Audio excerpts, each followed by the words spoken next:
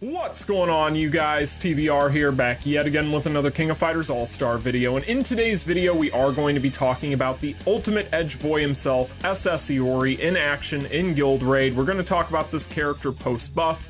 We're going to be going over the kit and seeing just how much better this character has become ever since getting these buffs and having the ability to be EX'd. Because this character, while at his release wasn't necessarily a character that was very well received or very well loved, considering he was a step below some of the other characters at the time, he is now in a far better position, but the real question is how good is he? That is going to be what we are going to be taking a look at in today's video.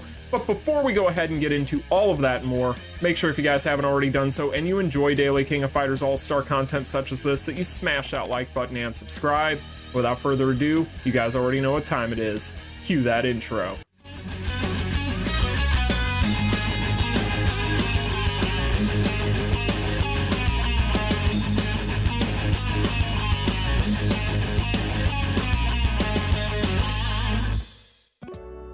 Alright, you guys, as always, before we go ahead and get into the footage, we are going to do a little bit of discussion on this character, so if you want to skip to any of the more important parts of this video for you, you may do so because timestamps will be in the description. But without further ado, let's go ahead and talk about it. So when it comes to SS Iori is a character that's always been in a very awkward position, right? So this is, for those of you who haven't been playing the game for very long, a character that has been in the game for quite a while now. It's been about a year or more, give or take. And really with this character, when he was released, he was part of the second volume of SS characters that we ever had, alongside SS Kyo as his banner mate. And as a result of that, this was a character that kind of came and went without much fanfare. There were a fair bit of people out there that were very excited for his release, but unfortunately, partially to do with the fact that SS Kyo at the time was the defining character of the meta, as well as this character falling very short when it came to his overall damage output, and just his kit in general left a lot to be desired. He was a character that up until very recently was kind of considered to be at the bottom of the totem pole when it came to some of these SS fighters. Now, when it comes to SS Iori post-buff, I am happy to report that this character is in a far better position.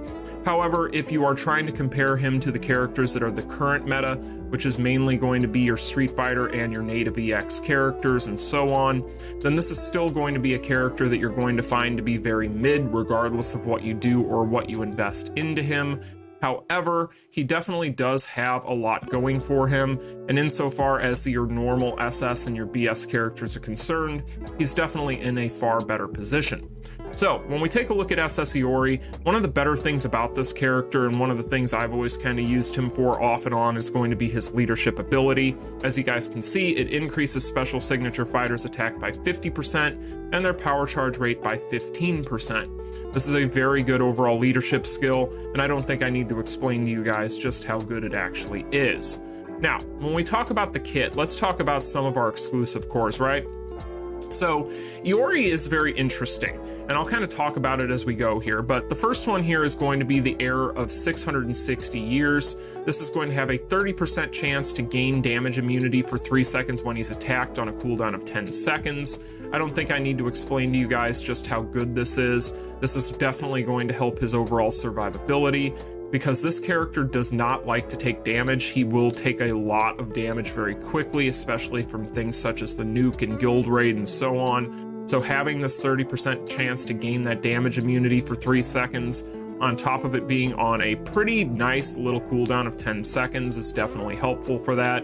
But he also has this decreased target's damage dealt by 30% for 7 seconds, while also increasing his own damage, or their damage received, by 30% for 7 seconds upon landing an active skill on a cooldown of 12 seconds. So in this core here, he has a lot of help, and this is definitely something that you will notice on this character in things such as Guild Raid.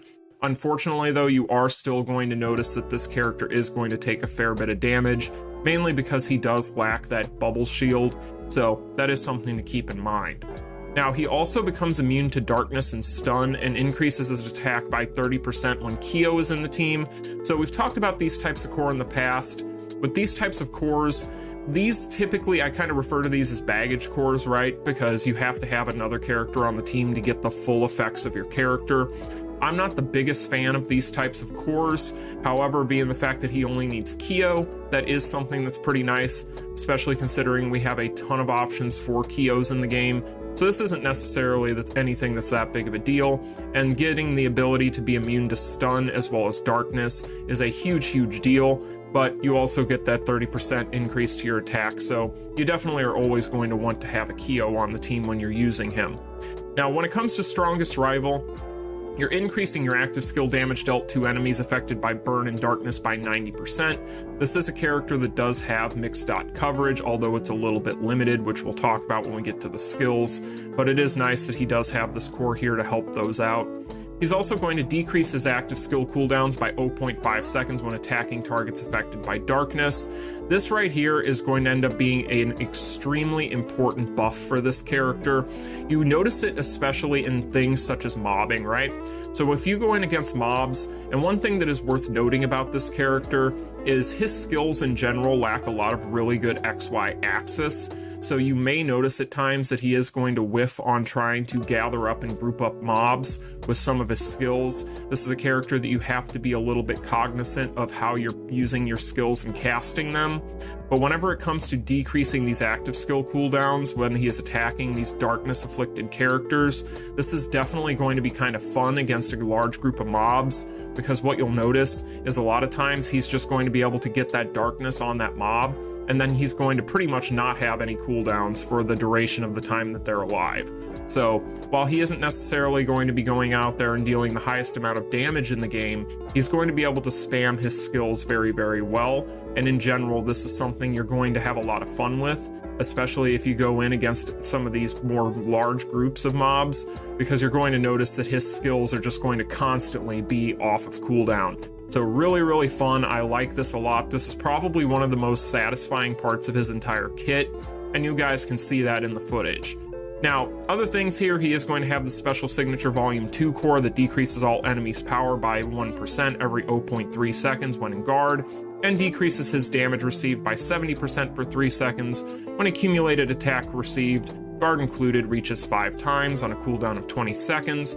So in general, he has a lot here to protect himself. I always prefer to have some of these exclusive cores for these characters that are actually going to increase their own power while guarding, but the decreased one isn't too bad in things such as, you know, PvP and so on. But with all that being said, he also has that 30% power charge rate increase, which is very important as well. Now, when we get into the overall skills, right? So first up here we have the S1. Now this one here has always been really good because it's going to have that 20% chance to reset the cooldown when using it. So if you guys are familiar with these types of skills, basically you'll know sometimes you'll get the ability to just toss this thing out 5 or 6 times in a row, which is always fun. And it's also very important because this is going to be how he applies his blackout, so that way you can get that core going so you can start resetting your cooldowns. So really good stuff. And then he's also going to increase the target's damage received by 35% for 5 seconds upon landing a skill. So in general, a super solid skill. Very reminiscent of his bannermate SS Kyo as well. So in general, you'll love to see it. Now, things start to get very interesting with this character once we start to get into the other skills here. So first up here, he's going to inflict damage equal to 791% of attack. He's going to get hyper armor. This is an interrupt, but only while standing. This right here hurts him a lot, in my opinion. I really wish that he had an airborne interrupt. This would help him out immensely. He doesn't really have a really good way to kind of just jump back in and start up his combos again. So that really does hurt him, in my opinion, in things such as Guild Raid, because the second you get knocked off your feet, you really don't have an answer. You also have a PvP exclusive here of disabling all enemies' active skills for 4 seconds upon using it. So it's a PvP exclusive, but still a very solid one. However, for the conversation at hand today, not much to talk about. Now, this guy here is going to be your S3. This is going to increase your attack by 60% for 7 seconds, with a 70% chance to reset the cooldown of the S2 upon landing a skill on a cooldown of 15 seconds. And then we have another PvP exclusive that offers a 70% chance to remove the target's super armor or hyper armor upon landing a skill on a target with super or hyper armor. As always, very devastating in PvP, but again, not pertinent to PvE. But this is going to have that 70% chance to reset your S2, which your S2 is going to have your hyper armor. in general, this character is going to have a really fun time just spamming abilities constantly. And again, that is my favorite part of this character in general. As far as anything else here, we had mentioned that he does have burn. Now that is going to be on his core finisher. The core finisher deals burn damage equal to 27% of attack every 1 second for 10 seconds. Now, this is a 10-second duration. However, this core finisher is honestly not the greatest. So basically with this core finisher, it is one of those ones where he is going to need to rely on grabbing the opponent kind of midway through it. So in things such as Guild Raid, unless you're talking about, you know, when the boss is kind of... It's always weird with the timing of these types of ones, because if the boss is walking backward or forward, he'll end up initiating the grab. If the boss is doing anything else, then typically the boss is just not going to take the grab and you're just going to cancel the rest of your finisher.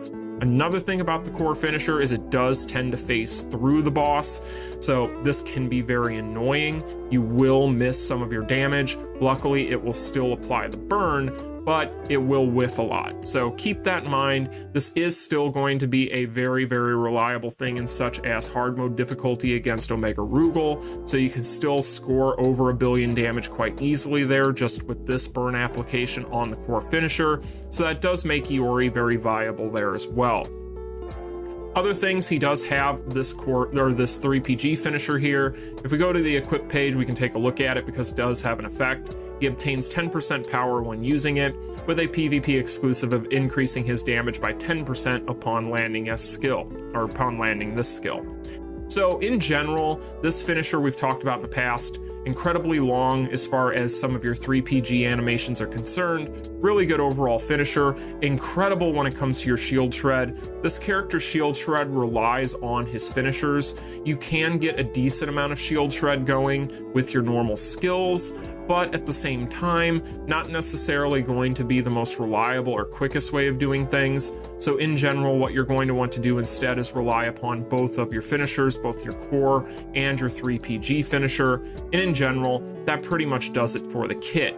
So that is pretty much that. If we take a look here, I'll show you guys the build and we'll talk a little bit more in depth. So as you guys can see, this is going to be the build I'm using. Being that he's an SS character, he is going to have access to this guy right here. So I've always said if you have the ability to use this option card, typically you're going to want to use it. I use the Gintama option on him almost like I use it on every other character that I play. And then of course I've got the 3PG finisher there. When it comes to the card finish, or the card set I'm going to be using in this video, I have been testing the World of Destiny set. For those of you unaware, this is the newest Rush Dungeon set. It's going to increase your 3 Sacred Treasures fighters' Burn, Darkness, and Starlight damage by 75%. Considering the fact that Iori does have Burn and Darkness, very good for him. And then it increases your attack by 22% for 7 seconds when a 3 Sacred Treasures fighter lands an active skill on a cooldown of 10 seconds. So this is actually going to give you guys kind of a 2-for-1 in this video. We'll be testing out this card set as well as Iori in this video, so you guys will be able to kind of check that out here as well. Now, when it comes to his stones, right? One of the things that you guys are going to notice is my Iori is only at A3 and I do not have proper stones on him. So when you see this footage, you're going to realize there's a lot of room for growth for mine. There's a lot of room for growth for this character in general from what you're going to see in this video, and that's something that I am going to kind of touch on. But as far as what I have here, I do not have perfect stones whatsoever. This one here is going to decrease enemies' defense by 20%. This one here is going to increase my special signature fighter strike skill damage by 15%. And then I do have the 3 Sacred Treasures Hex Imprint Stone, mainly because this guy here can be moved around. So I am playing around with these, but this one increases your 3 Sacred Treasure Fighters Blast and Strike skill damage by 12%. And then I have this here. This is an HP stone, but it does work on my balance types, and it does increase blast skill. So I do not have a Moonstone on here. In general, he has a lot of stone options.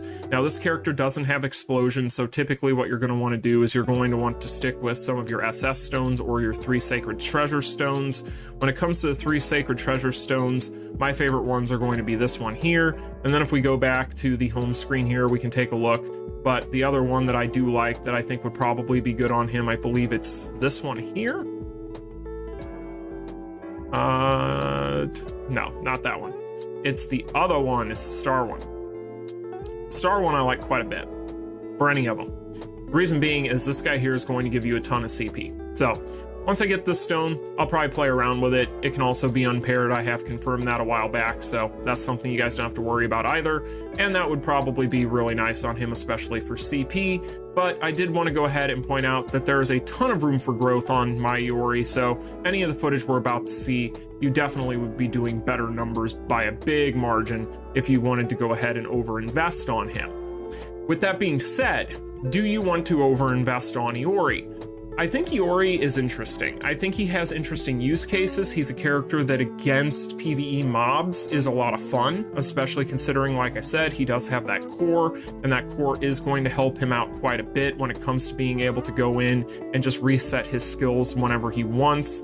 And when you talk about his skill resets in general, you have the reset that's native on the S1, you have the reset for the S2 on the S3, you have all these different abilities here that are definitely going to be able to cause him to spam his skills. It's just unfortunate that his damage numbers are not necessarily as high as some of the more recent SS and BS characters, so he isn't, despite these buffs, going to be able to go in and just bully other bosses because of his damage. Unfortunately, he's also going to be a character that can at times get into a little bit of trouble due to the fact that he can be a little bit squishy. However, he does have plenty of things to help him there, so that isn't necessarily the be-all end-all for him, but it is something worth noting, especially whenever you're talking about a character that doesn't have any of those bubble shields, so that does sometimes hurt them in their performance in Guild Raid. But in general, I think that Iori, if you're a super fan of him, I think if you're planning on going in and just overbuilding him, and just by that I mean just going in and maxing him out, EXing him, putting the best possible stones on him, and so on, you would definitely get a lot of legs out of him. The problem is that his use cases are going to be things such as, if we're talking expert difficulty against Omega Rugal, hard mode where you're going to be able to exploit both of his dots, and even then, being that his core finisher is going to be the only place he has any burn damage application that is sus in against hard mode, you can still go in and easily clear it, but it is something that's worth noting. He can be used to one-key Lunatic as well fairly easily. I've done that using as my striker Luke, but in general, this is a character that you're still going to notice is not doing anywhere near the amount of damage that some of these other characters would.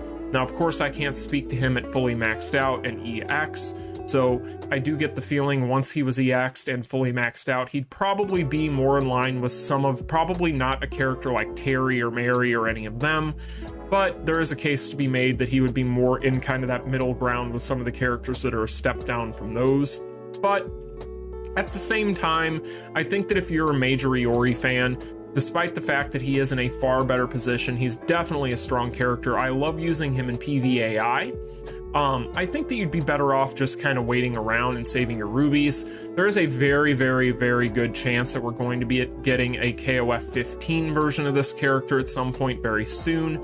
So unless you're somebody that already had a fair bit of Iori memories when you had originally seen this character drop, maybe you had your Iori at A4 or A5 already, and you just needed to pick up a couple of memories off of this current banner while you were going for Kyo, that would be something I would definitely be able to condone and definitely tell you guys to do. If you were specifically wanting to go in for him, you know, always pull for your favorites. So if he's your favorite and you just want memories for him and you're wanting to build him, while it is sus as far as the investment is concerned long-term, because this is definitely not going to be a character that is a long-term investment. Like I said, he's kind of a mid-tier character right now. I would say that would be up to you at that point. But at the same time, if you really are a super fan of him, I would say waiting around for an EX version of this character is probably the way to go, because chances are he's going to get an EX iteration. So before we end the video off, you guys, I do want to go ahead and show you my fame. We'll do that real quick. There's my purple fame, just so you guys are aware of what's going on there. But in general, guys, yeah, Iori, not in a bad spot. Very strong character now. I do like him quite a bit. I'm enjoying playing with him. He's a lot of fun. He's a very fun character against mobs. Like I said, the best part of this character, in my opinion, is going to be his ability to just go in there and spam his skills. But at the same time, I do think that there are far better options out there for you to be spending rubies on, for you to be investing in. But again, if he's your favorite, always build your favorites, because chances are any of the stuff we've talked about as far as downsides to him are not going to be as big of a deal to you at that point. But you guys can let me know in the comments section down below what you think of Iori now that he is buffed. I do think he's in a much better position. I just don't think that he is going to be a uber tier or god tier character by any stretch of the imagination, not even close. Like I said, he's kind of more of a mid-tier character, even post-buff, but still, very strong, very, very fun, and I like him quite a bit. So anyway, you guys, that is going to do it for me. I'll let you guys enjoy the footage. If you need anything, you can let me know in the comments. If you have any observations that I missed here, let me know in the comments. Let me know how you feel about him if you've built him up, and until the next one, I will talk to you guys then. Peace.